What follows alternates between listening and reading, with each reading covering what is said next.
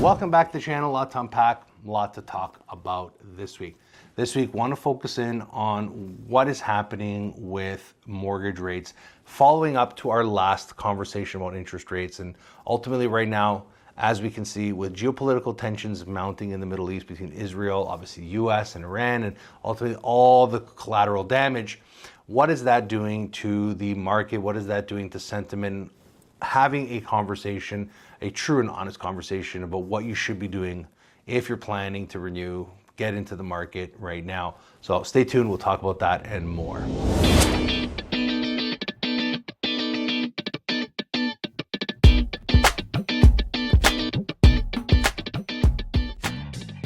Once again, welcome back to the channel. If you have not yet subscribed to the channel, please consider hitting that subscribe button so you can stay up to date with everything happening in the mortgage marketplace, especially when it comes to interest rates.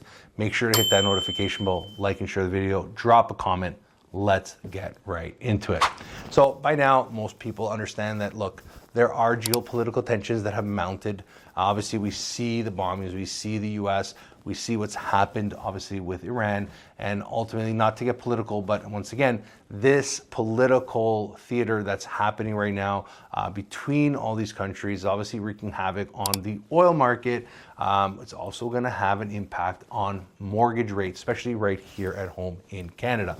So at the end of the day, what we're noticing now is obviously the 5-year Bank of Canada bond has continued to rise a little bit higher. We were seeing a steady decline. We were getting notification that rates were actually going the other way. We saw they were going down, and we're starting to get better aggressive rates. And then all of a sudden that ended. We were sending in rate requests, we were sending in, and we were not getting back anywhere close to what we were getting the weeks prior. So that means obviously those rates for new mortgages, refinances, even for renewals with your existing lender. So if you have a renewal, that's pending, maybe those rates were, if you haven't checked in or you put that to the wayside for a little while, you may want to check those rates if they were held, and obviously, make sure that you get something concrete locked in, or at least on a piece of paper, whether that means reaching out to your lender, your broker, to get a quote and obviously get something locked in via a pre-approval, or at least get your documents in. So this is what we've been telling our clients. I said, look, if you've been sitting on the fence about doing something right now, once again, it's important, right? Just lock something in. The benefit of doing that is ultimately, yes, you locked something in. You've hedged yourself against the downside of higher rates.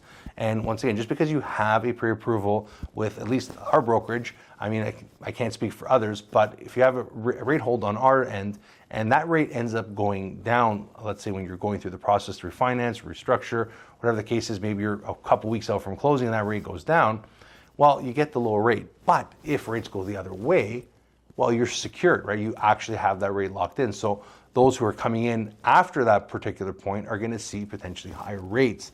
And we're getting this question all the time. It's like, what are the rates are? And I'm like, look, we did a video last week talking about, thinking things were sort of normalizing, and just like that, the drop of a hat, things can change. Now, once again, we're not saying that this particular battle, this particular war, this particular conflict is going to last a long time. We don't know that. The U.S. is saying, hey, it's going to last a couple weeks. It could last longer. But what are the actual causes of this? When we look at the oil market, inflation, right? Because if oil can't get through, if there's blockages and disruptions in the supply chain, that creates higher inflation without the productivity, right? So you're not seeing higher costs because people are doing well and making more money. We're seeing higher costs because of conflict. So this is obviously leading into the conversation around March 18th. That's the next time the Bank of Canada will be meeting, and ultimately we'll love to see exactly how the Bank of Canada ponders this particular scenario now, right? So the Bank of Canada, unlike the Fed, we're dealing with a lot more headwinds here in Canada. We're dealing with obviously unemployment, although it's sort of showing a little bit more resiliency. I beg to differ. I think that within the construction and labor force, we're hearing, and I've sat with builders, talked with builders, especially some of these guys at the top. Maybe we'll do another episode talking about some of the things that we got to hear from them.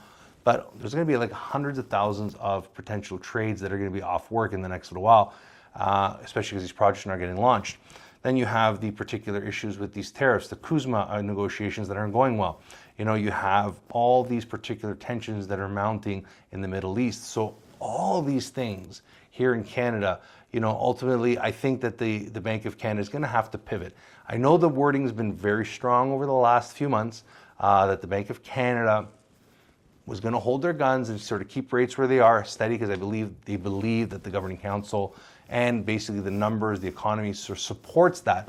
But based on the unfolding events right now, I think the Bank of Canada might be looking at potential cuts at some point this year. I think that's more likely.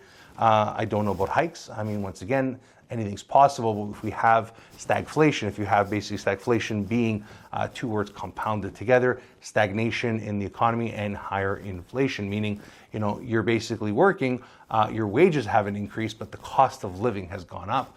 And that, once again, is a problem. So we'll see how the Bank of Canada responds to that. Once again, just a service reminder, a cautionary note. If you're out there shopping, you're thinking about it, you're holding off on that pre-approval, why wait? Get it into your broker, get it into your lender, get that rate locked in. At the end of the day, it's good for 120 days. But you know what? If you need to push it, at least you got something locked in case rates go up higher. So if you have any questions, feel free to reach out to us here at the team at InChat Mortgage Solutions. We'll be more than happy to help. But until next week, thanks for stopping by and have a great weekend.